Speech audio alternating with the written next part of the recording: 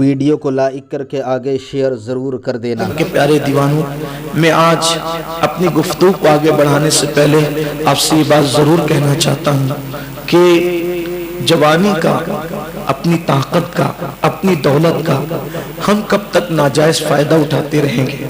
کب تک گناہوں کے اندر ڈوبے رہیں گے؟ دیکھو، اللہ تعالیٰ جب تک ڈھیل دیتا ہے تب تک ڈھیل دیتا ہے۔ جب اللہ تبارک و تعالیٰ رسی ٹائٹ کر دیتا ہے، ڈوری ٹائٹ کر دیتا ہے، پھر کوئی یار نہیں ہوتا، کوئی مددگار نہیں ہوتا، کوئی دوست نہیں ہوتا، کوئی احباب نہیں ہوتے، کوئی بچانے کے لیے نہیں آتا، کوئی مدد کرنے کے لیے نہیں آتا۔ اللہ نے ہمیں اور آپ کو جوانی دی، طاقت دی، قوت دی، اللہ تعالیٰ نے مال دیا، اس کو ناراض مت کرو۔ اس نے سب کچھ دیا، جو کچھ اپنے پاس ہے وہ سب اللہ کا دیا ہوا ہے، اپنا کچھ نہیں ہے۔ اگر ہم یہ سوچتے ہیں کہ یہ بازو کی قوت سے ہم نے کمایا ہے، یہ فضول بات ہے۔ اگر مال بازو کی قوت سے ملتا تو پھر ہر انسان مالدار ہوتا۔ محنت کون نہیں کرتا؟ محنت سب کرتے ہیں، لیکن اللہ تبارک و تعالیٰ کا فضل ہے کہ اللہ ہمیں نوازتا ہے، اللہ ہمیں دیتا ہے۔ اس کو ناراض مت کرو، اس کے غضب کو دعوت مت دو۔ کب تک اللہ کو ناراض کریں گے؟ آج ہم سب اسی لیے جمع ہوئے ہیں کہ اللہ تبارک و تعالیٰ کو راضی کریں۔ ہم نے آج سے پہلے جو کچھ کیا ہے اللہ کی بارگاہ میں توبہ کریں، کیونکہ اللہ تبارک و تعالیٰ جب ناراض ہو جاتا ہے تو انسان پہ تنگ دستی ڈالتا ہے، انسان کو بلاؤں میں گرفتار کر دیتا ہے، انسان کو ذلیل و رسوا کر دیتا ہے، انسان کو کسی کام کے قابل نہیں رہنے دیتا۔ اللہ اکبر۔ امام حسن بصری نے اس کو سمجھایا، وہ نہیں مانا، آخرکار پھر بلا میں گرفتار ہوا۔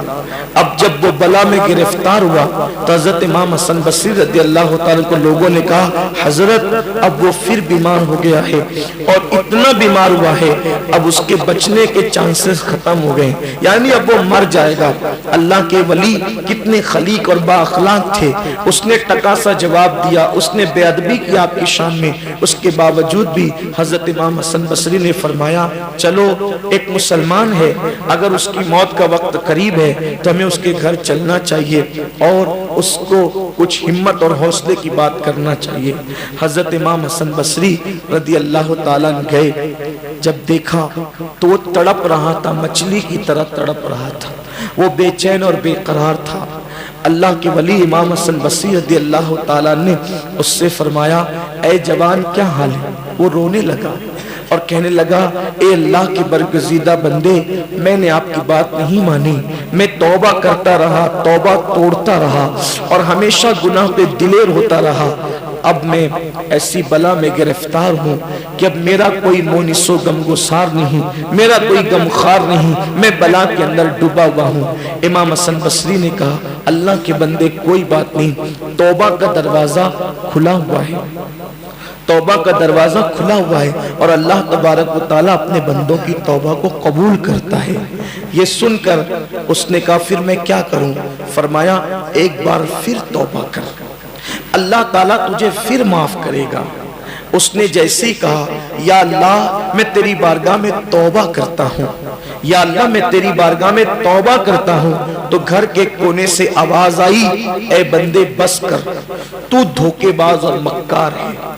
جب تو نے توبہ کی ہم نے تیری توبہ کو قبول کیا، لیکن تو نے دھوکہ کیا، مکر کیا، اور تو توبہ کر کے ہمیشہ توبہ کو توڑتا رہا۔ امام حسن بصری نے، سب لوگوں نے جب گھر کے کونے سے یہ آواز سنی تو امام حسن بصری نے اپنے ساتھیوں سے کہا، چلو چلو اٹھو، اب اس کا قصہ تمام ہو گیا، اب اس کی آخرت برباد ہو گئی۔ نہیں سنتے کہ گھر کے کونے سے آواز آئی کہ بندے بس کر، تو دھوکے باز ہے، اب تیری توبہ قبول نہیں ہوگی، تو دھوکے باز ہے، تجھے بخشا نہیں جائے گا۔ امام حسن بصری نے کہا، اتنا سننے کے بعد اب یہاں بیٹھ کر فائدہ کیا ہے؟ روتے ہوئے امام حسن بصری اپنے گھر کی طرف چلے گئے۔ علامہ ابن الجوزی لکھتے ہیں، امام حسن بصری اپنے گھر کی طرف گئے، اس کی ماں، بوڑھی ماں بھی رونے لگی، وہ بھی رونے لگا۔ اب کیا؟ اب تو آواز آئی قدرت کی طرف سے، غیبی آواز کہ تجھے معاف نہیں کیا جائے گا۔ مگر قربان اس جوان نے کہا اپنی ماں سے، امی حسن بصری تو چلے گئے، غیبی آواز بھی آ گئی کہ تجھے معاف نہیں کیا جائے گا، لیکن مجھے یقین ہے کہ میرا اللہ بڑا ستار و غفار ہے، میرا اللہ بڑا کریم ہے۔ اے میری ماں، ایک کام کر، تو میری ماں ہے، میں تجھے اللہ کی قسم دے کر کہتا ہوں، میرے گلے میں رسی ڈال، میرے گلے میں رسی ڈال، اور مجھے گھر کے چاروں کونے میں گھسیٹ، اور میرے چہرے کو دھول لگا کر اس پہ پیر رکھ کر کے کہنا یہ اس کی سزا ہے جس نے اللہ کے ساتھ بغاوت کی ہے اور گناہ کی ہے، اور کہنا کہ اللہ تو کریم ہے، تو مہربان ہے، تو معاف کرنے والا ہے، مولا تو وہ ہے جس نے 50 سال کے بعد بچھڑے ہوئے یوسف کو اپنے باپ حضرت یعقوب سے ملایا، اللہ تو وہ ہے جس نے ایوب کی بیماری کو دور کر کے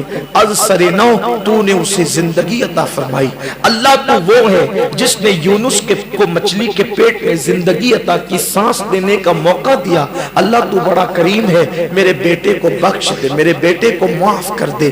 بس اس کا چہرہ ماں نے جو وہ گھسیٹا، خاک میں ڈالا، اور اس کے چہرے پہ پیر رکھ کر کے اللہ کی بارگاہ میں دعا کی، اے اللہ میرا بیٹا اگرچہ گناہگار، سیاکار، بدکار ہے، لیکن آج وہ اپنے گناہوں پہ نادم اور شرمندہ ہے، تیری طرف سے آواز بھی آ چکی ہے کہ تجھے معاف نہیں کیا جائے گا، لیکن مولا تو وہ ہے کہ جس نے 50 سال کے بعد بچھڑے ہوئے یوسف کو اپنے باپ یعقوب سے ملایا، اللہ تو وہ ہے جس نے ایوب کی بیماری دور کر کے اثر نو سے زندگی عطا کی، تو وہ ہے جس نے یونس کو مچھلی کے پیٹ میں جو ہے وہ سانس دینے کی توفیق عطا فرمائی، مولا اگر تو میرے اس بچے کو بخش دے گا تو تیرا نقصان اس میں کیا ہے؟ یہ کہہ کر ماں بھی رونے لگی اور وہ جوان بھی رونے لگا، غیب سے آواز آئی، جا ہم نے تیرے بیٹے کو بخش دیا۔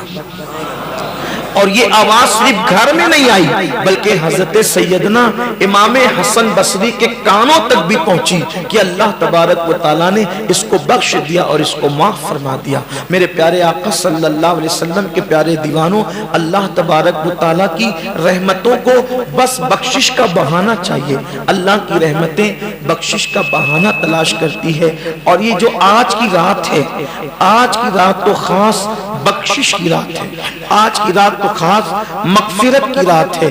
اللہ کے رسول علیہ السلام فرماتے ہیں 5 راتوں میں دعائیں رد نہیں ہوتی، ایک رجب کی پہلی رات، دوسری شب برات، تیسری شب قدر، چوتھی عرفہ کی شب، یعنی حاجی جس دن حج کے میدان میں ہونے والے ہوتے ہیں اس سے پہلے عرفہ کی شب، اور 5ویں عید الفطر کی شب۔ یہ 5 راتوں میں اللہ کے رسول نے ضمانت دی ہے کہ جو بھی دعا کی جاتی ہے اللہ تبارک و تعالیٰ قبول فرماتا ہے۔ اور شب برات کے لیے اللہ کے رسول فرماتے ہیں کہ ہر مسلمان کو، ہر مومن کو بخش دیا جاتا ہے سوائے اس کو جس کے دل میں کسی مسلمان کے لیے کینہ ہو۔ زندگی کا کوئی بھروسہ نہیں ہے، ہم ہر سال جمع ہوتے ہیں، توبہ کرتے ہیں، لیکن میری گزارش یہی ہے کہ ہم کبھی ایسی بھی توبہ کریں کہ اس توبہ کے بعد پھر ہماری زندگی میں گناہ نہ ہو، اس توبہ کے بعد پھر ہماری زندگی میں 5 وقتہ نماز ہو، ایسی توبہ ہو جس توبہ کے بعد پھر چہرے سے داڑیاں نکال کے گٹروں میں نہ پھینکے، ایسی توبہ ہو جس توبہ کے بعد ہم جھوٹ کو ترک کر دیں، ایسی توبہ ہو اس توبہ کے بعد پھر ہم کسی پہ ظلم کرنا بند کر دیں، کسی پہ زیادتی کرنا بند کر دیں۔ اگر ہم نے ایسی توبہ کر لی انشاءاللہ اپنی دنیا بھی سنور جائے گی اور اپنی آخرت بھی سنور جائے گی۔ اس دنیا کے اندر ہم آئے ہیں آخرت کی تیاری کے لیے، اس دنیا میں آئے ہیں اس دنیا کو بہتر بنانے کے لیے، اس لیے زندگی کا کوئی بھروسہ نہیں ہے، ہم کب تک جئیں گے یہ ہمیں بھی نہیں پتا ہے، اس لیے قبر کی تیاری کریں، حشر کی تیاری کریں، میدان محشر کی تیاری کریں، اللہ کی عدالت میں کھڑے ہونے کی تیاری کریں۔ کب تک اللہ سے دور دور رہو گے؟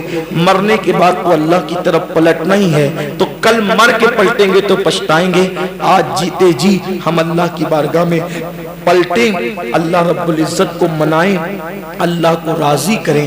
ایک بزرگ اکثر قوم سے فرماتے تھے، اے لوگو اللہ سے صلح کر لو، اے لوگو اللہ سے صلح کر لو، اے لوگو اللہ سے صلح کر لو۔ اور جب قبرستان جاتے تھے تو قبر والوں کے متعلق کہتے تھے، اے اللہ ان سے صلح کر لے، اے اللہ ان سے صلح کر لے۔ کسی نے کہا حضرت آپ کی بولی بدل کیوں جاتی ہے؟ بزرگ فرماتے ہیں جب تک انسان زندہ ہوتا ہے اللہ اس کو معاف کرنے کے لیے تیار ہوتا ہے، مگر بندہ اللہ سے معافی نہیں مانگتا، اور جب وہ مر کر عذاب میں گرفتار ہو جاتا ہے اب وہ معافی مانگتا ہے، لیکن اللہ اس کے لیے توبہ کا دروازہ بند کر دیتا ہے۔ موت کی آخری ہچکی توبہ کا دروازہ بند کر دیتی ہے۔ اس سے پہلے کہ موت کی آخری ہچکی آئے اور ہم پہ توبہ کا دروازہ بند ہو جائے، ہم اللہ کی بارگاہ میں توبہ کر لیں۔ اور جوانی کی توبہ اللہ کو بہت پسند ہے۔ حدیث پاک میں آتا ہے جب کوئی جوان توبہ کرتا ہے تو اللہ تعالیٰ فرشتوں سے کہتا ہے نور کی قندیل جلاؤ۔ جب وہ نور کی قندیل جلاتے ہیں تو دوسرے فرشتے کہتے ہیں یہ نور کی قندیل کیوں جلی ہے؟ تو فرشتے جواب دیتے ہیں آج ایک جوان نے توبہ کر کے اللہ کی طرف پلٹ گیا ہے، اس کی خوشی میں یہ نور کی قندیل روشن کی گئی ہے۔ ویڈیو اگر اچھا لگا ہو تو لائک کر کے آگے شیئر ضرور کر دینا۔